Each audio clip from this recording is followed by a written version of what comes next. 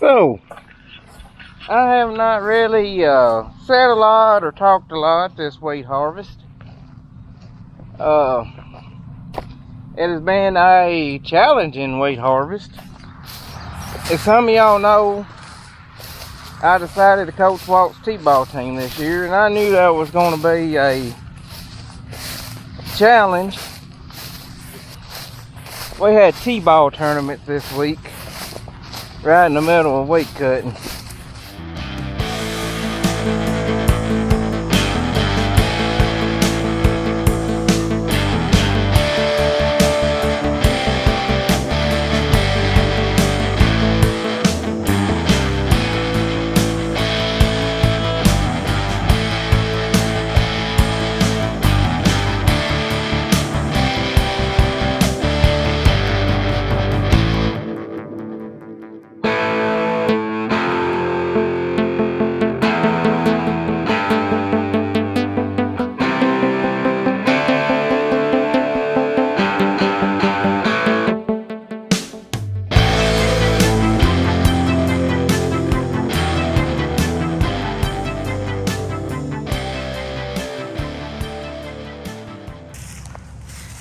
This wheat right here is showing to be making around the 90 bushel per acre mark.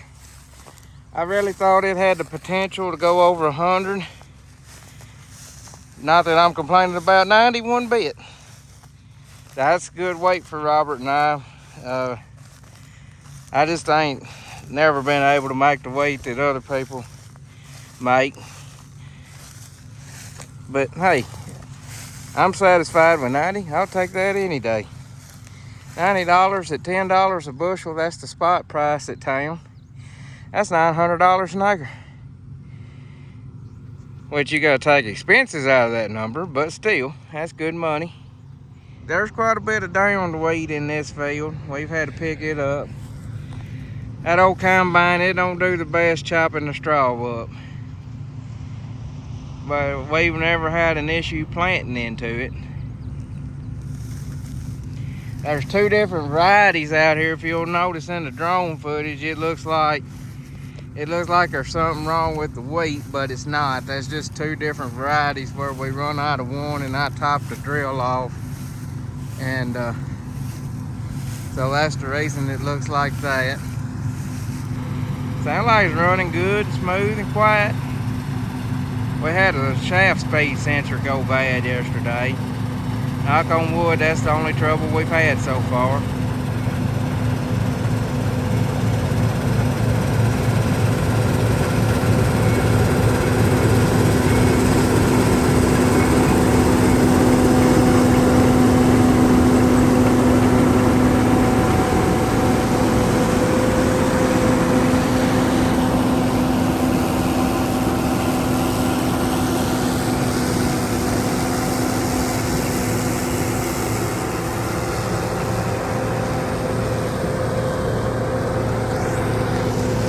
I didn't show the,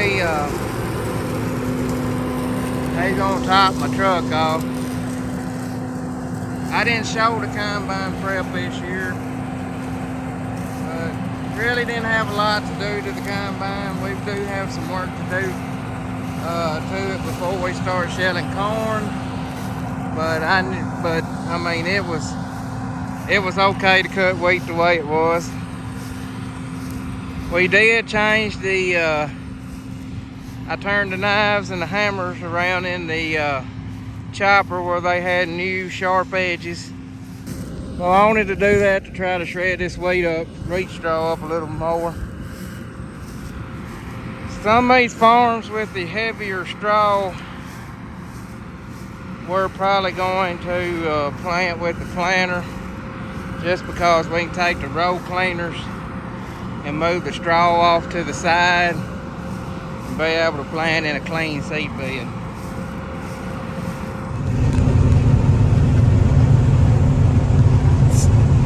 Are you close? No. This is the way we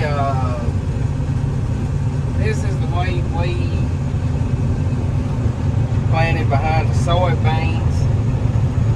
The average keeps climbing up. Right, it says 89.3, but our monitor is reading a little low. We have verified that. I mean, it ain't but like a bushel off at the most, but this farm's cutting a little over 90. We got a few down spots in it, which kind of tells me we kind of got our nitrogen about right. You don't want the whole field laying down, but next year we may experiment with some palisades if we're going to keep running higher nitrogen rates. We put more nitrogen out this year than we ever have, even though nitrogen was higher than it ever was. We put more nitrogen out and the price of wheat was so high. I don't know if you can tell it in the camera, but right here we have two different varieties. There's about a 5-foot strip right here. That's Cropland 8550, and this wheat that's more golden looking, it's Cropland 9415. Cropland 9415's been our go-to wheat for years, but and we're still going to grow some more of it, but I think it's kind of starting to run its course. This is the first year I've ever planted this 8550, and I really didn't know what to expect out of it, and I have been pleasantly surprised with the performance of it. I think it's supposed to be more of a stress type weight, the way I understand it, but it's outperforming the 9415 on the stressier grounds and the better grounds. So we'll be looking at planting a whole lot more of it in the years to come.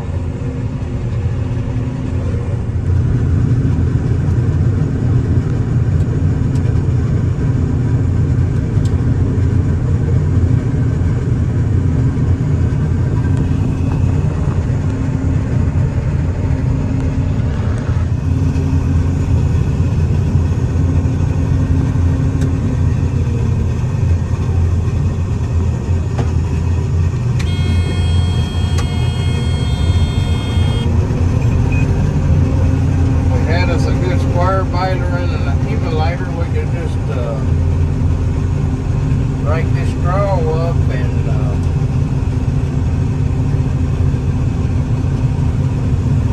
sell straw too. One thing I've learned though, if you're gonna make good wheat, you're gonna make lots of straw. Or at least that's true to the varieties that I plant. I can't really tell no difference in yields though with this wheat planted behind the soybeans versus the corn. I do think it's probably going to be the best wheat we cut, but we had one farm, an old Tough Hill farm, that cut 90, and it was behind corn.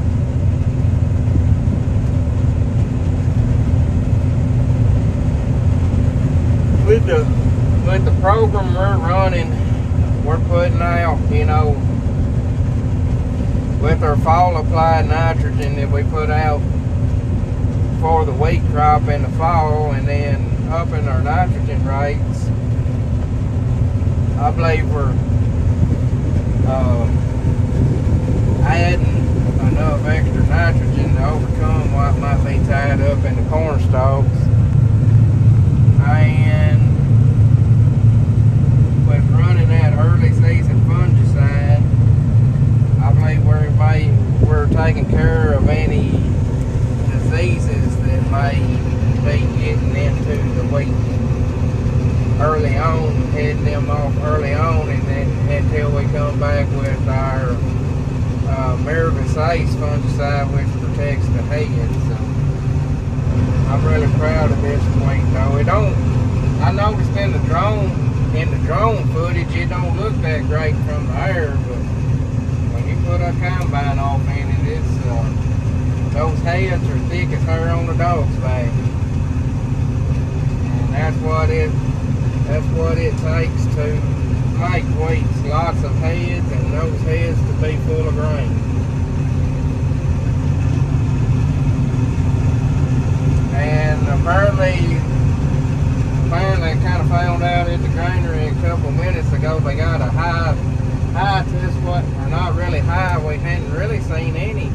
high test weights this year. Test weight running about 58.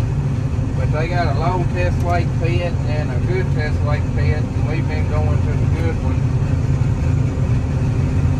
which makes you feel good because about half the trucks come in have been having to go to the lower test weight pit.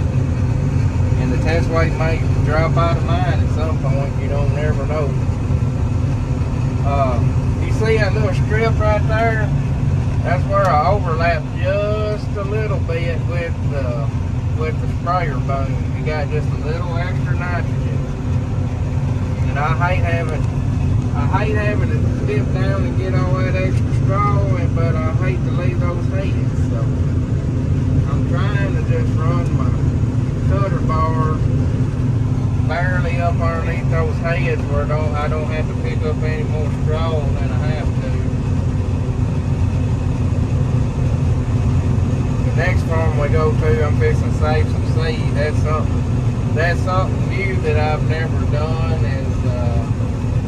I have never kept any seed for myself to plant. I've always bought it from another farmer, which I know he does a good job raising his wheat, but he quit growing it because people would speak for weight and then back out of buying it. So, you know what? That hurt me. But I do got a good source to buy some wheat from. But I don't know. I feel like with the economy we got, it's a good decision to keep some wheat and have it cleaned. I would like to. We normally have about 175 acres of wheat. I would like to have about 200 or 225 next year with a good price. Which if this nitrogen nitrogen goes up and this fuel keeps going up, I may change my mind about that. Guys, it's an eerie feeling out here today. It's hazy and dark, and which we got this high pressure dome over us, or at least that's what the weatherman said, and it's holding all its heat in, and it's been getting hazier and hazier every day. I guess all that wheat dust in the air. There's a line of storms to the north of us. It's June 17th, by the way. And I don't know what they're going to do. One weather app shows it blowing up and getting pretty rough, and one shows it dissipating. So what kind of decision do you make? Robert called. He's got a head gasket blowed on the tractor that he was planting with, so he come got the other tractor to put it on the drill. This damn old Sterling.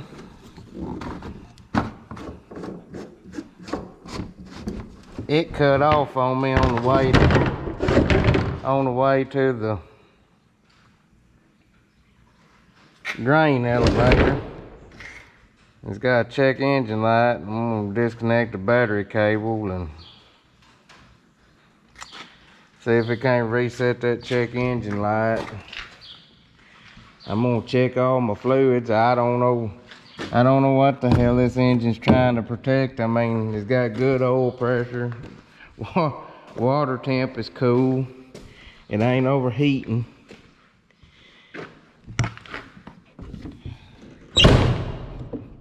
But I'm gonna double check the oil and coolant levels and see what its problem is.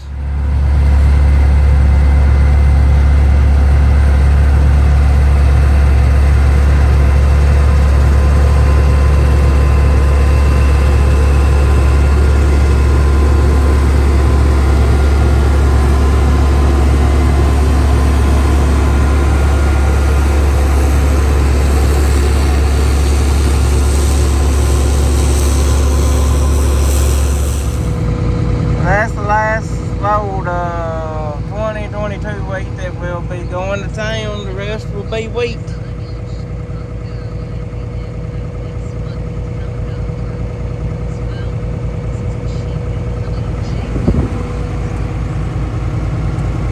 Daggum moisture jumped up a little this morning on it. It's just now starting to cut right, but we can't sit around twiddling our thumbs, so we are going to everything left right there is going to be seed wheat. Hoping it'll be about 500 bushel. If it's not, we'll just live. If it's not, we'll just use what we got and buy some more. There it is, the last load